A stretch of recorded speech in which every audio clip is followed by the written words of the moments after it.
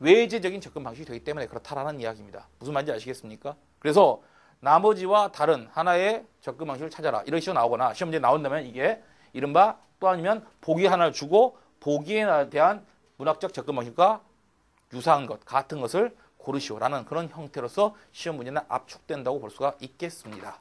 자, 그래서 이러한 형태를 갖다가 바로 뒤에서 쓱 넘어가 보면은요, 여러분들 뒤에 쭉 이야기가 줄레줄레 적용되어 있는데 이걸 더 간단하게 선생님이 여러분들한테 강의를 통해서 이야기한 거고, 자, 기출문제 한번 잠깐 보시겠습니까? 자, 잠깐 확인 기출문제 보겠습니다. 자, 이건 2006년도 서울시 9급 공무원 시험이었습니다. 작품에 접근하는 관점이 주어진 글과 유사한 것. 선생님 아까 말했지. 두 가지 유형을 이야기했는데 그 중에 한 형태가 나왔습니다. 자, 선생님 같이 한번 잠깐 볼까요? 이 문제도. 난 너를 만든 너의 주인이 존재하는 것을 안다. 내 눈과 내 입과 내 코와 내 발과 내 몸과 이러한 모든 것이 그것을 증명한다. 자, 너를 만든 손실을 보아. 너의 주인은 필시 너같이 어리석고 못나고 자, 속죄라 호인일 것이라. 그리고 너의 주인도 너처럼 웃어야 할지 오래 할지 모르는 성격을 가진 사람일 것이다. 여기서 가장 중요한 말이 뭘까요? 보기에서. 가장 중요한 말이 뭘까? 글이라고 하는 건요. 나중에 선생님이 문학과 비문학과를 보면서 독해하는 방법에 대한 얘기를 갖다가 하겠습니다만은 중요한 포인트를 잡아내야 돼. 여기서 가장 중요한 포인트는 계속 반복되는 말에서 너의 주인이란 말이 나와. 너가 아니라 너를 만든 너의 주인이 이러하니까 너도 이러할 거야. 너를 만든 너의 주인이니까 너도 이러할 거야. 너를 만든 주인이 이러하니까 너도 이러할 거야. 가장 중요한 건 뭐야? 너를 만든 주인이야. 그렇다면 문학 작품에서 바로 여기서 너라고 하는 거 뭐에 해당할 수 있을까? 바로 작품이겠지. 너를 만든 주인은 바로 뭐겠습니까? 작가가 되겠지. 그렇다면 보기에 나와 있는 게 여기서는 중요한 포인트가 너의 주인이란 말이 가장 중요한 말이고 그로 인해서 결국 이야기하는 건 바로 표현론적인 관점에 대한 것을 여기서는 이야기하고 있다라는 것이죠.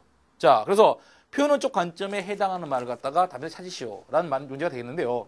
자, 1번 문제 보니까 지금 이태준의 자 해방 전에 이념적으로 지던 시기를 겪어낸 작가의 체험과 이념적 고뇌지. 작가의 체험 고뇌지. 답은 그래서 1번이 되는 겁니다.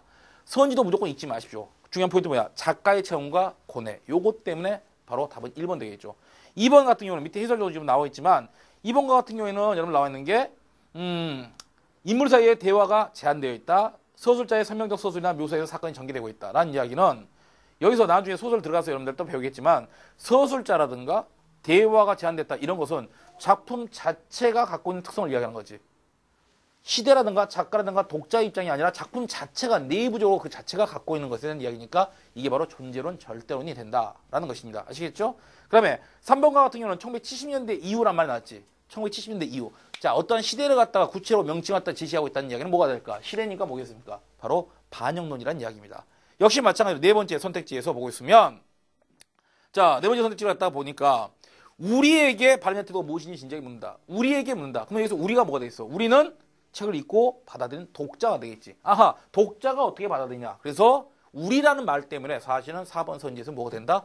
효용론이 된다는 겁니다. 그래서 답을 갖다가 답만 체크하고 넘어갈 게 아니라 정확하게 바로 알아야만이 문제의 변형이라든가 다른 형태로 나온다 하더라도 얼마든지 풀 수가 있다는 얘기가 된다는 것이죠. 그래서 각각 1번, 2번, 3번, 4번 각각 선택지에서 어떤 부분 때문에 각각의 문학 접근 방법에 해당되는 것인지를 갖다가 여러분들한테 바로 정확하게 지적해서 이야기했습니다.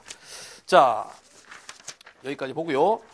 그 다음에 뒤에 이제 이어지는 게 여러분들 제 2절에 바로 여러분들 교재 페이지 25페이지입니다. 5페이지 보면은 문예 사조라고 한 게 나와 있죠. 문예 사조라고 한 게 나와 있는데 사실 이제 문예 사조 같은 경우는요. 선생님이 그 교재에서 나와 있듯이 뭐 사편행가 군문학사라고 한 게 나와 있습니다. 나와 있는데 문예 사조 같은 경우는요. 실질적으로 지금 우리 교재에 나온 거는 하나 여러분들 참고자료로 그냥 쭉 이런 게 있다라는 정도로 바로 여러분들 갖다가 뭐 굳이 꼭 페이지 채우기 한 건 아니고요. 참고로 한번 훑어보십시오라고 한 겁니다. 그래서 사실은 지금 공무원 시험 같은 경우는요. 이른바 외국 문학이죠. 우리나라 국문학 말고 외국 문학을 갖다가 내는 경우는 거의 없거든요. 그러다 보니까 여기서 외국 문학을 다 포함해가지고 문예 사조라든가 그 흐름을 갖다 살펴보시기 때문에 이거는 여러분들 크게 여러분들이 신경 쓰지 않으셔도 됩니다. 단 페이지 넘어가서 26페이지를 갖다 보시게 되면 26페이지에 우리나라 문예 사조의 특징이란 말이 나옵니다. 그렇죠? 우리나라 문예 사조의 특징. 그래서 우리나라 문예 사조가 계몽주의, 유미주의부터 해서 실존주의까지 쭉 이야기가 나와 있는데요. 사실은 여기 나와 있는 우리나라 문예 사조의 특징이라고 하는 것도 사실 시대적인 순서로 우리가 쭉 정리를 좀 할 필요가 있습니다. 근데 여기서는 말 그대로 앞에서 소개하는 정도의 간략하게 하기 위해서 쭉 나열해 놓은 거에 불과합니다. 그래서 요 부분은 선생님하고 뒤에 나와 있는 이제 국문학사 3편이죠, 3편. 3편 국문학사 시간에 좀 더 자세하게 다룰 수 있도록 하겠습니다. 아시겠죠? 그래서 국문학사 시간에 다룰 수 있도록 할 테니까 그렇게 알고 계시고요.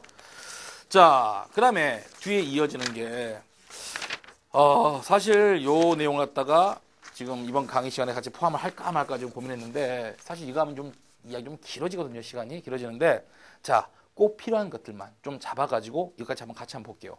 제3절 수사법과 문체 교재 27페이지입니다. 나와 있죠? 자, 수사법과 문체라.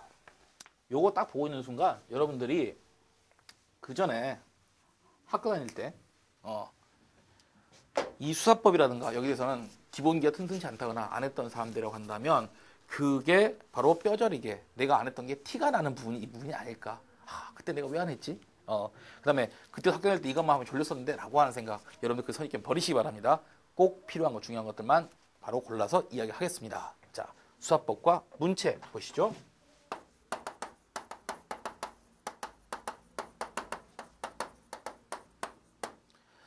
자, 먼저 수사법에서 보겠습니다. 이게 지금 여러분들 그 교재를 갖다 마지막 넘길 때 그 조교들한테 이야기하면서 하라고 하다 보니까 오타가 나서 지금 출판 과정에서 넘기는데 혹시나 여러분들 교재도 지금 오타가 난지 모르겠습니다. 보겠으면요. 이 수사법이라고 하는 것에 대해서 잠깐 이야기하면 수사법은 세 가지가 있습니다. 뭐가 있냐면 여기 나와 있는 거 옆에 여러분들 갖다가 오른쪽에 작은 면에 나와 있는 거 있죠. 비유법이 있고요. 그 다음에 강조법이 있고요. 변화법이 있죠. 여러분들 교재 오른쪽에 쪽문단에 보이십니까? 예. 그런데 표에 보면 선생님이 1차 대본 지금 1차 거 교재에 나온 거 보니까 지규법이라고 여러분들 그 표에 맨 가에 보면 지규법이 쭉 나와있죠. 지규법, 강조법 이래 놨는데 지규법이라는 말을 했다가 여러분들 비유법으로 바꿔주시기 바랍니다. 이게 지금 잘못된 겁니다. 만약에 여러분들 교재도 한다면. 자, 그래서 자 비유법에 대한 것이 보니까 여러분들 쭉 이야기 나와 있는 게 지규법, 그 다음에 은유법, 그 다음 자 의인법, 화류법, 그 다음에 뭐 의태법, 의성법 쭉 나열돼 있죠. 그 다음에 풍유, 대유, 중의, 상징이 있습니다. 풍유, 대유. 자, 이쪽은 지우고 가시죠. 중의, 상징법이라고 있습니다. 그러면 이거 다 어떻게 해? 필요한 것만 하자고요. 불필요한 것 갖다 좀 발라내고요. 생선도 아무리 좋다고 해서 물론 잔가시는 갖다 먹을 수 있겠지만 굵은 가시는 생선 갖다가 그냥 먹다가 목에 걸립니다. 그렇죠? 그래서 이거 다 무조건 하려고 하면 안 되고 생선도 가시는 발라내고 먹는 것처럼 꼭 필요한 것만 발라낼 바로 살이 되는 것들만 좀 봅시다. 시험 문제에서 다루어질 것 일단 지규법, 은유법 기본이니까 알아야겠죠. 그 다음에 화류법, 의인법 묶어서 한꺼번에 알아야 됩니다. 참고로 화류법과 의인법을 갖다가 따로 구별하는 식의 시험 문제는 내지는 않습니다. 그 다음 의태법, 의성법 이것도 역시 같이 한 게 여러분들 의태어하고 의성어 이 두 개를 합해서 이른바 음성상징어라고 이야기를 하기도 합니다. 용어 음성상징어라고 이야기하는데요. 여러분 의태어가 뭔지 아시죠? 말 그대로 뭔가의 모양을 갖다가 흉내내는 소리를 갖다가 할 때 바로 의태어라고 하지고요. 그 다음에 의성어는 뭡니까? 소리 갖다 흉내내는 말을 갖다 의성어라고 하죠. 그래서 의태어나 의성어를 쓰게 되면 의태법, 의성법이라고 한다는 겁니다. 그 다음에 이제 풍유법이라고 하는 것들 풍유법 나왔고 그 다음에 자 대유법 나왔고요. 중위법, 상징법 나왔는데 여기서 여러분들 알아야 될 거는 뭐냐면 요거 그 다음에 의인법, 화류법 같이 묶어서 이건 별로 그렇게 중요하지 않습니다. 그 다음에 알아야 될 게 대유법 정도 이런 것들이 우선순위로 여기서는 중요하다라고 이야기할 수 있을 것 같습니다. 그래서 은유, 지규, 의인, 화류 그 다음에 풍유, 대유 뭐 중위, 상징법, 상징법은 참고로요. 요거는 사실은 필요 없다 이렇게 이야기할 수 있을 것 같습니다. 자 그렇다면 지규법도 같이 한번 봅시다. 지규법은 뭡니까? 일단 기본적으로 비유라고 하는 것에서는요. 나중에 선생님이 강의를 할 때 이른바 비유와 상징에 대한 얘기도 같이 할 텐데 비유라고 하는 것에는 원관념하고 보통 보조관념이라고 한 게 나오게 되죠. 원관념, 보조관념이 나눠지게 되는데 그러면 원관념과 보조관념을 얘기할 때 여러분들 교재에 써져 있는 것처럼 자 뭐뭐 같은 뭐 A 같은 B 그 다음에 A 뭐뭐 인양 B A처럼 B 이런 식으로 바로 지금은 뭐뭐처럼 뭐뭐같이 뭐뭐인 듯 뭐뭐인 양 이런 식으로 해가지고 원관념과 보조관념을 갖다가 빗대는 걸 우리는 지규라고 이야기를 하지요. 그 다음에 은유는 여러분들 아마 중학교 때부터 배웠을 거야. 그 내 마음은 호수요. 기억나십니까? A는 B다 해가지고 은유법은 A는 B다 뭐 이렇게만 알고 있는데요. 그게 아니라 우리가 흔히 말해서 은유는 A는 B다가 되는 건 뭐냐면 A를 원관념이라고 B를 보조관념이라고 하면 이른바 원관념과 보조관념을 맞바꾼다는 이야기야. 이퀄 관계니까 A 이퀄 B니까 A는 B가 되는 거니까. 그래서 내 마음은 호수다. 내 마음과 호수가 이퀄 관계야. 그래서 원관념인 내 마음과 호수라고 하는 바로 보조관념을 맞바꿔서 하고 있다라는 이야기입니다. 그래서 내 마음 이퀄 호수, A는 B다. 이런 게 바로 은유법. 그 다음에 의인법은 생물이건 무생물이건 간에 바로 대상을 갖다가 사람한테 빗대는 걸 의인법이라고 하죠. 사람처럼 행동하다거나 이런 것들. 화리법은 무생물을 갖다가 살아있는 것처럼 표현하는 걸 화리법이라고 합니다. 근데 이 두 개가 경계가 참 모호한 게 있어요. 예를 들면 그 마을의 입구에는 커다란 바위는 그 마을을 지키고 있었다라고 해서 그럼 바위가 마을을 지키고 있다. 그러면 뭔가 지키고 있으니까 일단 바위는 무생물이니까 살아있는 것처럼 하니까 화리법은 확실해. 근데 이걸 갖다가 의인법이라고 볼 수도 있겠지. 뭔가 지키고 있으니까 사람에다가 할 수도 있잖아. 근데 꼭 지키는 게 뭐 사람만 지키는 건 아니잖아. 그치? 뭐 개도 집을 지키기도 하고요. 서양에서는 뭐 거위도 영리해가지고요. 낯선 사람 오면 막 꽥꽥꽥 거린다라고 하더라고요. 그런 것처럼 뭐 이런 것도 의인법과 화리법이 경계가 모호한 것들이 있다 보니까 이건 같이 무생물을 갖다가 살아있는 것처럼 생명체에 비하거나 아니면 사람 따라 빗대는 거. 그래서 이걸 같이 묶어서 생각하면 되지 요걸 따로 구별하는 식의 시험 문제는 내지 않을 것이다 라는 겁니다. 의태법, 의성법은 아까 이야기했고요. 그 다음에 풍유법은 아주 간단하죠. 말 그대로 속담을 갖다가 어떤 상황에 따라 빗대어서 이야기하면 되는 거죠.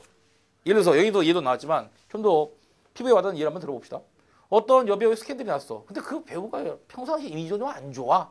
그러면 스캔들이 나자마자 이렇게 얘기할 수 있지. 아니 땐 굴뚝에 연기 나겠어? 라고 한다면 이러한 속담은 그 어떤 상황에 따라 빗대어서 하는 속담을 갖다가 이처럼 바로 인용했을 때 우리는 풍유법이라고 한다. 여기는 별표는 안 들어갔습니다. 그다음에 대유법 보면 여러분들 교재에 제유와 환유라고 구체로 이론적으로 필요하니까 내놨습니다만은 대유법은 이렇게 생각하시면 됩니다. 대유는요. 선생님들 좀 더 쉽게 하면 대표 비유. 이게 무슨 말이냐? 사물의 일부나 또는 속성을 가지고 그 사물의 속성을 가지고 바로 전체를 대표해서 비유한다. 일부를 가지고 대표해서 비유한다. 대표 비유. 그래서 대유가 되는 거야. 아시겠죠? 대표 비유. 그래서 대유인데 여러분들이 중고등학교 다니면서 했었던 거 중에서 기억나는 거 대유법 하면 여러분 떠오르는 게 뭐 있을까요? 인간은 빵만으로 살 수 없다. 빵이 아니고 쌀로 먹고 살아야 된다. 그거 아니겠지. 자, 그러면 인간은 빵만으로 살 수 없다라고 하는 그런 파스칼의 이야기를 갖다 봤을 때 그게 대유법이라고 배웠습니다. 그러면 여기서 봅시다. 빵이라고 하는 건 말이야. 먹을거리야. 그러면 세상에 먹을 거 얼마나 많아. 그치? 수천 수만 가지잖아. 그죠? 근데 그래서 빵이라고 하는 거에서 선생님 모든 먹을거리를 갖다가 대입해서 비유하기 때문에 바로 대유법이 된다라는 겁니다. 무슨 말인지 아시겠죠? 그래서 정확히 갖다가 본다면 대유법에 그건 제유법에 해당한다고 볼 수 있는데 제유법, 환유법 구별하는 것도 사실은 의미가 없습니다. 그렇게는 시험 문제 안 나온다는 이야기야. 그 다음에 뭐 또 하나 갖다 예를 들면 여러분들이 문득 떠오르는 게 그런 말 있죠. 펜은 칼보다 강하다. 나폴레옹. 뭐 이런 말 하면 펜 하면 지식의 힘, 칼 하면은 무력이죠. 이것도 역시 대유법이라고 여러분들 갖다 주군한테 배웠던 기억이 날 겁니다. 그런데 여기서 가만히 생각해보면 지식을 갖다 쌓는 도구가 펜만 있습니까? 아니지. 그 사물의 그 일부야. 근데 칼이라고 하는 것은 사실 무력의 어떤 그런 속성을 갖다 이야기하는 거죠. 그러다 보니까 사물의 일부를 가지고 전체를 대표해서 비유하는 게 대유법이다. 이렇게 기억하시면 됩니다. 그래서 대표, 비유. 이해되시죠? 예. 그 다음에 뭐 중의법이라고 하는 것은 참고로 말하면 하나의 표현 가지고 두 가지 의미를 동시에 담는 거죠. 여기서는 보니까 뭐 황진이 갖다 이러다는데 이거보다 여러분들 이게 더 이해가 더 혹시나 아는 작품이 있지 않을까 싶은데 그 사유신 중에 한 명이었던 성산문의 작품 중에서 이런 게 있죠. 수양산 바라보며 이제를 하나노라 이런 구절이 있거든요. 수양산을 바라보며 이제를 하난다. 자, 그런데 여러분들 성산문이 누군지 아시죠? 국사 여러분들 당연히 들어가니까 알 겁니다. 그러면 성산문이라는 게 말 그대로 사육신 중에 한 명이었는데 누구한테 반했습니까? 그렇지. 반발했습니까? 세조죠. 세조가 왕이 되기 전에 뭐 누구였습니까? 수양대군이었단 말이야. 그래서 결국은 자 세조 앞에 끌려가가지고 이 시를 갖다 읊었다가죠. 수양산을 바라보며 이제를 바로 하나노라 했는데 여기서 수양산 바라보며라고 했을 때 이 수양산은요 실제 중국에 있는 산 이름이기도 합니다. 지명이 되기도 하죠. 근데 수양산 할 때 수양은 세조의 왕이 되기 전에 불렸던 게 바로 수양대군이었단 말이야. 그러다 보니까 지명과 그다음에 자 세조를 갖다 두 개를 갖다 같이 수양산 바라보며 뭔가를 다 탄식했다라고 했을 때 그거는 수양산이라는 거에는 지명과 사람 이름 인칭이라고 하는 두 가지 의미를 갖다가 동시에 가지고 있다 보니까 중위법이 쓰였다. 이렇게 본다는 이야기입니다. 자, 여러분이 기억하실 거는 직유, 은유, 그 다음에 의인, 그 다음에 대유 정도가 시험 문제에 그나마 잘 나올 수 있는 바로